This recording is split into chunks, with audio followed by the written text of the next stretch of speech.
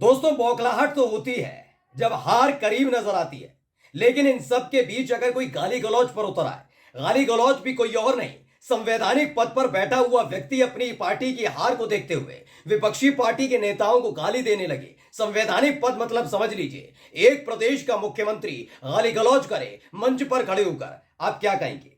वो भी किसके लिए? भगवान श्री राम के मंदिर के लिए, जिसका शिलान्यास अशुभ मुहूर्त में किया था, जबकि शंकराचार्य मना कर रहे थे। लेकिन राम मंदिर के नाम पर बीजेपी की लहर नहीं बन पाई तो गाली गलौज पर उतर आए। जी हां, मैं बात कर रहा हूं मध्य प्रदेश के नवनिर्वाचित पर्ची वाले मुख्यमंत्री मोहन यादव की। मोहन यादव पर बहुत भरोसा जताया था मोदी जी ने, शाह बाबू ने, कि आने वाले चुनावों में कम से कम मध्य प्रदेश ना सही, बिहार और उत्तर प्रदेश में अखिलेश यादव और तेजस्वी यादव को मजा चखा देंगे। लेकिन हो गया उल्टा।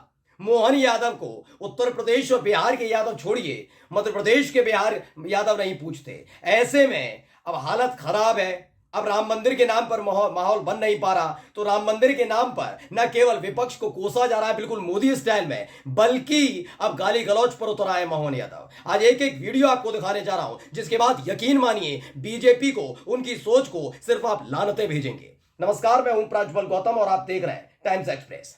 आपको तो पता ही है भैया, 22 जनवरी को राम मंदिर की प्राण प्रतिष्ठा हुई थी। उसी वक्त कहा था शंकराचार्य अभिमुक्तेश्वरानंद सरस्वती ने कि भैया अशुभ मुहूर्त में हो रहा है, मत कराइए, कराएंगे तो ये बहुत गलत होगा और इसके परिणाम भी भुगतने पड़ेंगे।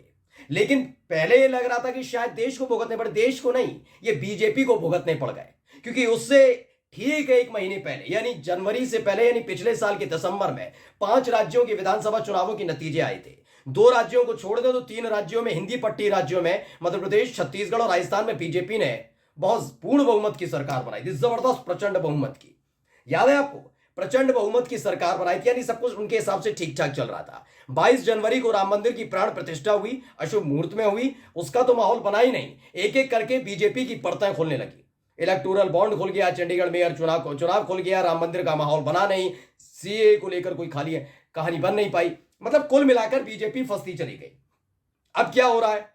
लोग बीजेपी को कोई क्रेडिट नहीं दे रहे, मोदी जी को क्रेडिट नहीं दे रहे राम मंदिर को लेकर, तो खुद बीजेपी के नेता जुट गए हैं कि कैसे भी करके हिंदुओं को झकझोरा जाए और उन्हें बताया जाए ये सुप्रीम कोर्ट की वजह से नहीं हुआ, ये दरअसल मोदी जी की वजह से हुआ। अगर मोदी जी सत्ता में ना होते तो राम मंदिर के हक में सुप्रीम कोर्ट से फैसला नहीं आता और राम मंदिर बन नहीं पाता।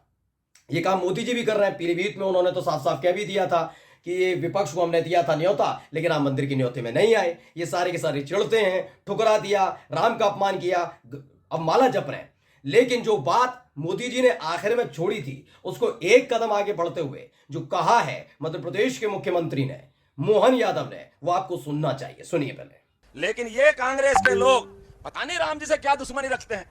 राम मंदिर के पहले आप सबसे पूछा, इनने वहां कोर्ट में अड़ंगे लगाए। जब मंदिर का भूमि पूजन होने लगा तो मुस्लिम समाज के लोग जिनने आपत्ति ली वो भी लड्डू बांटते दिखे, अगर नहीं दिखे तो कांग्रेस वाले। और आज तक भी 22 जनवरी को धूमधाम से भगवान का गर्भगृह में प्रवेश हो गया। बोला जय जय श्री राम। पूरा देश आनंद में डूबा। जो गए उनने वहां आनंद मनाए, जो नहीं गए वो घर के आगे दीपक जला रहे थे, मिठाई बांट रहे थे, आनंद में डूबे। लेकिन किसी के छाती पे सांप लौट रहा था, वो कांग्रेस वाले थे, जिनको ये सुहाया नहीं। भगवान राम ने किसका क्या बिगाड़ा? लेकिन ये कह रहे हम नहीं मानते। और जब बन गया मंदिर तो आपसे छिपे छिपे कहते हाँ हमारे भी राम, हमारे भी राम, हमारे भी राम। आओ बेटा तुम्हारे राम। अरे तुमने तो हरामीपन करा था, तुमने कहा राम को याद करा था। तो सोचिए, ये एक प्रदेश के मुख्यमंत्री हैं, ये किस तरीके से अपनी बात रखते हैं। संवैधानिक पद पर बैठा हुआ व्यक्ति असंसदीय और असंवैधानिक शब्दावली का इस्तेमाल करते हैं। क्यों? क्योंकि जिस मुद्दे के तहत इन्होंने सोचा था कि राम मंदिर का निर्माण होते ही बीजेपी के पक्ष में ऐसा जबरदस्त माहौल बनेगा, 400 छोड़िए 400-450 पार इस बार हो जाएगी, वो बात अलग है, लिहाज रखते हुए 400 पार का नारा भी दे दिया था। ठीक उसी वक्त जब जैसे ही मंदिर का प्राण प्रतिष्ठा हुई थी, उसके फौरन बाद ये सब किया गया। जैसे ही प्राण प्रतिष्ठा हुई, मोदी जी को लगा कि मैं बन गया हूं पोस्टर बॉय हिंदुत्व का, तो हिंदुत्व का पोस्टर बॉय बन गया हूं, तो अब क्या होगा? आराम से अब देखिए इतनी जबरदस्त तरीके से लोग हमसे जुड़ेंगे, हिंदुओं का एक वोट एकजुट हो जाएगा, चाहे वो किसी भी जाति के हों, पिछड़े हों, दलित हों, आदिवासी हों, ब्राह्मण हों, वैश्य हों, ठाकुर हों, क्षत्रिय हों, सारे के सारे जुड़कर मुझे ही वोट कास्ट करेंगे, हिंदू एकजुट हो जाएगा। लेकिन हो गया उल्टा। जो सनातन को मानने वाले हैं वो राम मंदिर के नाम पर शंकराचार्य की बात को सुन रहे थे। मोदी जी की बात को नहीं सुना उन्होंने किसकी बात को सुना? शंकराचार्य जी को। क्योंकि उन्होंने कहा कि आप प्रधानमंत्री हैं, अच्छी बात है, नीतियां बनाइए, विकास करिए देश का, लेकिन जो सनातन की बात होगी, धर्म की बात होगी, तो हम अपने सर्वोच्च जो गुरु हैं यानी कि शंकराचार्य, उनकी बात को मानेंगे। ये बात साफ साफ कह दी गई। इसीलिए देखिए हिंदू ज्यादातर थोड़े दिन 22 तारीख के बाद 23-24 तारीख तक मैंने देखा था जनवरी में, तब तक माहौल बना रहा और उसके बाद धीरे धीरे ये माहौल खत्म होने लगा और इसने बीजेपी की चिंता को ज्यादा बढ़ा दिया, पूरी तरह से बढ़ा दिया है। अब देखिए इसी वीडियो को काशिफ कफकी नाम के ट्विटर यूजर उन्होंने ट्वीट किया, लिखा कि मध्य प्रदेश के नए नवेले सीएम कह रहे हैं कि कांग्रेस ने राम मंदिर के नाम पर, मैं आगे नहीं पढ़ूंगा उन्होंने क्या लिखा, उन्होंने जो किया, सीएम के लगातार गिरते भाषाई स्तर पर पार्टी के अंदर भी खूब चर्चा है। इससे पूर्व उन्होंने झाबुआ में आदिवासियों से कहा था कि फोकट का राशन कितने लोगों को मिलता है। ये इस तरह की ही शब्दावली का इस्तेमाल लगातार कर रहे हैं कि भाई किस तरह का माहौल मिलता है। अब एक और मैं बयान आपको सुनाने जा रहा हूं। शंकराचार्य एक बार फिर से सामने आ गए, अभिमुक्तेश्वरानंद सरस्वती, और उन्होंने जो कुछ कहा है उसे गौर से सुनना चाहिए दोस्तों, क्योंकि एक तरफ है ऐसे व्यक्ति जो भगवान श्री राम के मंदिर का इस्तेमाल सत्ता के लिए करते हैं, और जब सत्ता के लिए उसका इस्तेमाल नहीं हो पाता तो आखिरकार क्या करते हैं, उतर आते हैं गाली गलौज पर। तो दूसरी तरफ है शंकराचार्य जिन्होंने पोल पट्टी खोलकर रख दी थी कि अशुभ मुहूर्त में कैसे 500 साल का जो इंतजार है हिंदुओं का उसे खत्म करने का काम किया गया सिर्फ अपने पॉलिटिकल एजेंडे के लिए। एक बार फिर से सामने क्या कुछ कह रहे हैं सुनिए। रात को 2 बजे किसी का घर खटखटाया जाता है। जब वो दरवाजा खोलता है नींद से उठ करके, आधी नींद में, उसके घर के परिवार के लोग हैं, माताएं हैं, बहनें हैं, बच्चे हैं, तब मेयर घुसता है शहर का, और मेयर घुस करके कहता है कि तुम प्रस्तावक बने हो मत बनो, तुम कह दो, चल करके बयान दे दो कि तुमसे जबरदस्ती करवाई गई।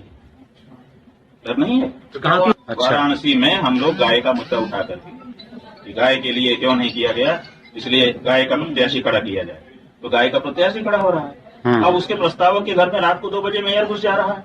हमको कम धमकियां मिली, हमने कभी नहीं कहा, लेकिन हमको धमकाया जाता है, हमको डराया जाता है, हमारे लोगों को डराया जाता है कि हम इनके पास मत बैठो नहीं तो तुमको जेल में डाल दिया गया हमारे साथ उठने बैठने वाले लोगों को। हम ऐसे थोड़े अकेले चलते हैं, हम क्यों भीड़ इकट्ठा नहीं करते हैं।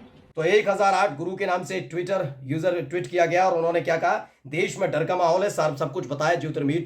ज्योतिर्मठ शंकराचार्य हैं अभिमुक्तेश्वरानंद सरस्वती, इसे राजीव ध्यानी उन्होंने ट्वीट किया है। क्या लिखा है, 100 करोड़ हिंदुओं के लिए बहुत शर्म की बात है। हिंदुओं के सर्वोच्च आचार्य ज्योतिर्मठ के शंकराचार्य कह रहे हैं कि हमें धमकाया जाता है, हमारे लोगों को डराया जाता है। अगर भारत का मीडिया बिका ना हो तो कल सुबह अखबारों में ये सबसे बड़ी खबर होती है। और ये वाकई महत्वपूर्ण बात है कि अगर विरोध किया गया, मैं कह रहा हूं ना, बीजेपी का पूरा एजेंडा जो इर्द गिर्द गढ़ा गया था, मोदी जी ने जो सोचा था, सपना था, ये कुछ नहीं करने वाले थे चुनावों में। यकीन मानकर चलिए, मैं दावे के साथ कह रहा हूं, ये कोई हिंदू मुस्लिम नहीं होना था, कुछ नहीं होना था, सिर्फ एक काम पर था फोकस, राम मंदिर राम मंदिर राम मंदिर।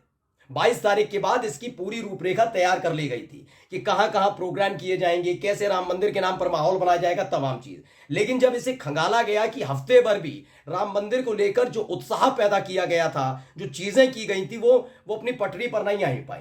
मोदी जी के खिलाफ उल्टा माहौल बन गया कि उन्होंने अशुभ मुहूर्त में किया। और ये सब किसकी वजह से हुआ? शंकराचार्य अभिमुक्तेश्वरानंद सरस्वती के विरोध के बाद। तो आखिरकार क्या हो रहा है, वो आरोप लगा रहे हैं कि भाई मुझे डराया धमकाया जा रहा, मुझे ही नहीं, मेरे साथ के जो मेरे चेले हैं, जो मेरे शिष्य हैं, जो मुझसे जुड़े हुए हैं, उन्हें लोगों को डराया धमकाया जा रहा है। क्यों? क्योंकि उन्होंने मोदी जी का, शाहबाबू का, बीजेपी का खेल बिगाड़ कर रख दिया। अब उन्हें दुगनी नहीं, चौगनी, 5 गुनी, 10 गुना मेहनत करनी पड़ रही है। और वो मेहनत ऐसी है जिसका परिणाम निकलेगा नहीं निकलेगा पता नहीं। क्योंकि अब तक क्या हुआ, राम मंदिर के नाम पर, मुसलमानों के नाम पर माहौल ही तो बनाया इन लोगों ने। अब इसी नाम पर इनको वोट मांगना था, लेकिन उस खेल को खराब कर दिया अभिमुक्तेश्वरानंद सरस्वती ने। उन्होंने पूरा का पूरा पोथी पत्रा पकड़ा दिया था कि भाई देख लो, 22 जनवरी की तारीख कहीं से भी शुभ नहीं है। इसी को लेकर हिंदुओं में अलग से गुस्सा है कि हमारे 500 साल का इंतजार, हम राम मंदिर की चेष्टा रखते थे, हम देखना चाहते थे राम मंदिर बनते हुए, लेकिन उसकी अशुभ मुहूर्त में केवल पूजा अर्चना क्यों की गई?